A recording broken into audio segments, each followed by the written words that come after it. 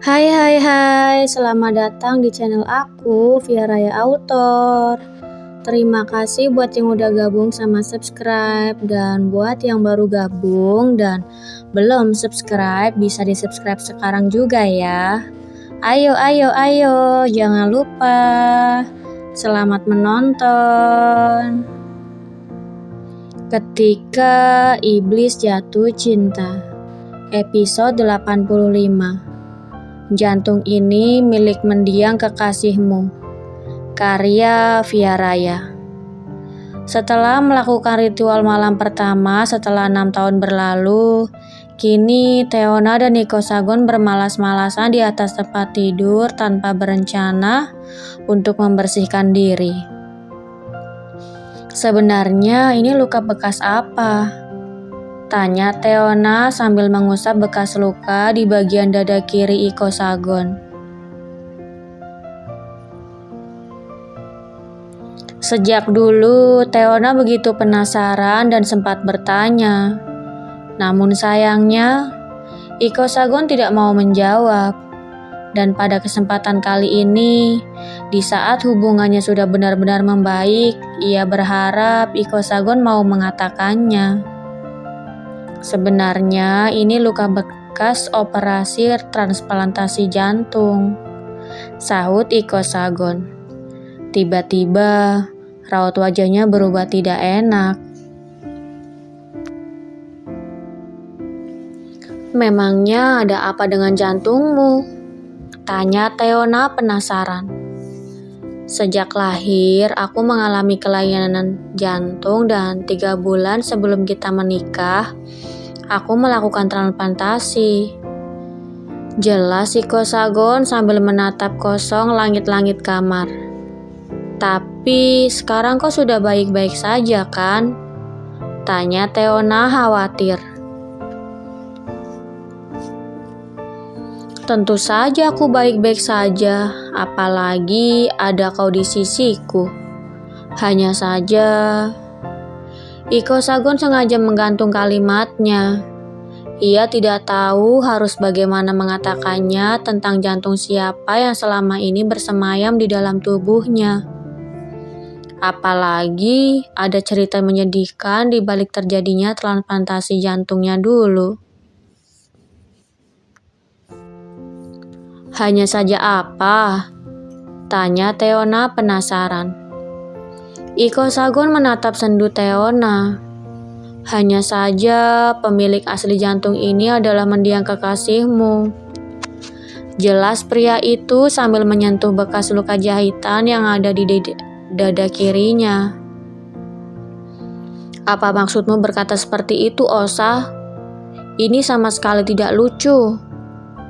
Theona memukul lengan Iko Sagon sambil tersenyum canggung. Aku serius, Theo. Tidak lama kau pergi 6 tahun yang lalu, Papi memberitahuku bahwa jantung ini milik mendiang kekasihmu. Dan setelah aku telusuri memang benar, tapi... Ujar Iko Sagon serius. Ia kembali menggantung kalimatnya. Tapi apa? Tanya Theona dengan manik mata yang berkaca-kaca.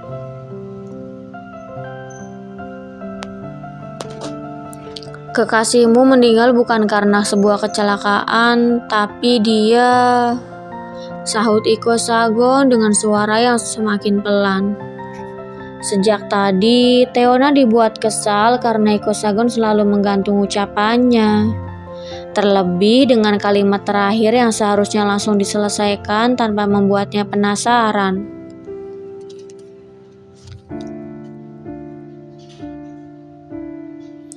Manik mata Theona terbelalak tidak percaya. Tidak mungkin Petrus. Tidak mungkin. Dia orang yang sangat baik dan tidak pernah memiliki musuh. Jadi dia meninggal memang karena sebuah kecelakaan. Lanjut Theona masih tidak percaya. Aku serius, Theo. Aku bukan asal bicara dan sudah memastikan kebenarannya. Ujar Iko Sagon berusaha meyakinkan. Tidak ada gunanya terus menyangkal jika kenyataannya memang seperti itu.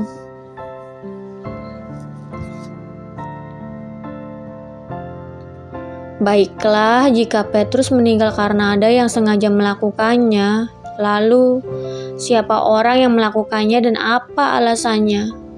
Balas Theona bertanya. Meski sulit untuk percaya, tetapi Theona cukup penasaran dengan siapa orang yang berani membuat mendiang kekasihnya kecelakaan. Kalau masalah siapa pelakunya, sepertinya kau tidak perlu tahu. Iko Sagon merasa tidak perlu mengatakannya karena takut Theona akan terluka. Sudah kuduga kalau kau hanya mengarang cerita, ujar Theona kecewa. Wanita itu menyibak selimut dan beranjak bangun. Ia tidak menyangka Iko Sagon akan membuat karangan yang hanya akan membuatnya mengingat Petrus dan terluka. Papa dan mama tirimu, kata Iko Sagon bertepatan dengan Theona yang hendak melangkah pergi. Jangan mengarang cerita lagi, Osa. Alasan apa yang membuat mereka tega melakukan itu pada Petrus? Seru Theona tidak terima. Karena mereka butuh uang untuk memperbaiki masalah perusahaan yang hampir bangkrut. Mereka tidak ingin rencana menikahkanmu denganku gagal. Kalau kau masih tidak percaya, kau bisa tanyakan langsung pada mereka. Balas Iko Sagon menjelaskan. Mendengar penjelasan Iko Sagon, sontak tubuh Theona meluruh ke lantai.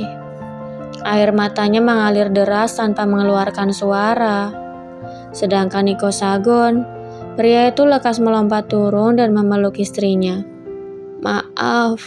Maafkan aku. Semua ini terjadi karena kau menikah denganku. Sesal Iko Sagon.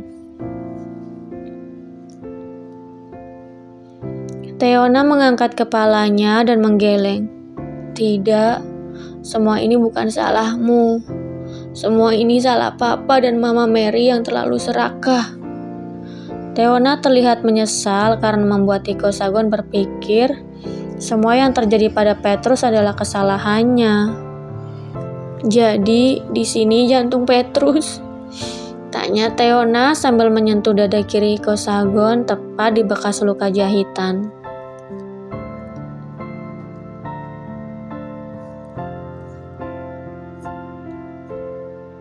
Iya, di sini.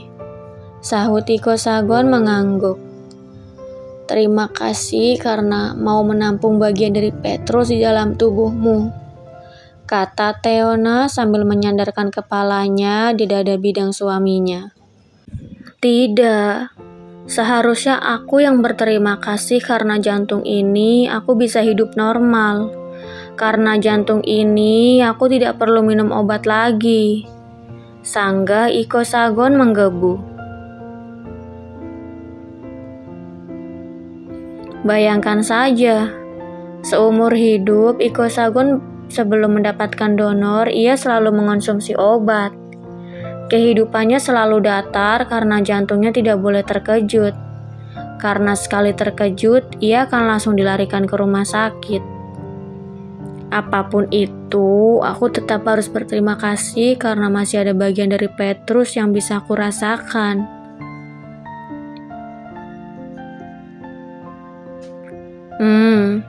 Iko Sagon menghela nafas berat. Jadi, kau mencintaiku atau Petrus? Tanya Iko Sagon cemburu. Apa kau cemburu? Tanya Theona mengulas senyuman. Bagaimana aku tidak cemburu? Istriku terlihat lebih mencintai mantan kekasihnya. Sahut Iko Sagon ketus. Sejak tadi, ekspresi yang Theona tunjukkan terlihat berlebihan. Ia tidak memikirkan bagaimana perasaan Iko Sagon melihatnya begitu sedih, membahas perihal mendiang kekasihnya. Dasar kau ini. Theona menggerakkan tangannya memukul dada kiri Iko Sagon. Sakit. Pekik Iko Sagon berpura-pura. Lagian, kenapa harus cemburu sama orang yang sudah tidak ada? Bukankah aku sudah ada di sisimu dan memiliki anak darimu? Jadi, berhenti mengkhawatirkan hal yang tidak perlu. Ujar Teona meyakinkan. Aku hanya bercanda, sayang. Jadi, sampai kapan kita akan duduk di lantai seperti ini? Kalau aku kedinginan dan butuh kau hangatkan tubuhku, bagaimana? Bisa-bisa kita lanjut babak kedua dan Alpa akan bangun karena kita tidak ada di kamarnya. Balas Iko Sagon sambil mengedipkan sebelah matanya.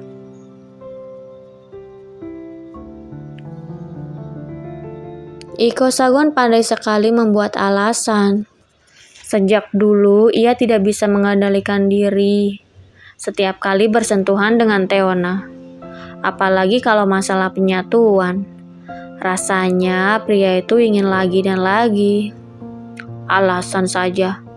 Bilang saja kau mau lagi. Pakai alasan kedinginan. Kata Teona menebak. Hehehe. Jadi bagaimana? Mau tidak? Tanya Iko Sagon setelah terkekeh menertawakan dirinya sendiri. Mau tapi tidak sekarang. Bagaimana kalau nanti malam? Tawar Teona. Deal, tapi 2 kali. Setuju? Balas Iko Sagon memanfaatkan situasi. Ya, setuju. Dengan amat sangat terpaksa, Teona menyetujui permintaan suaminya.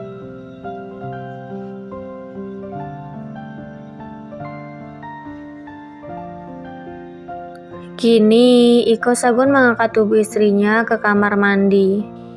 Mereka membersihkan tubuh bekas peraduan dan bergegas menuju kamar putranya. Mereka berbaring dan mulai tertidur.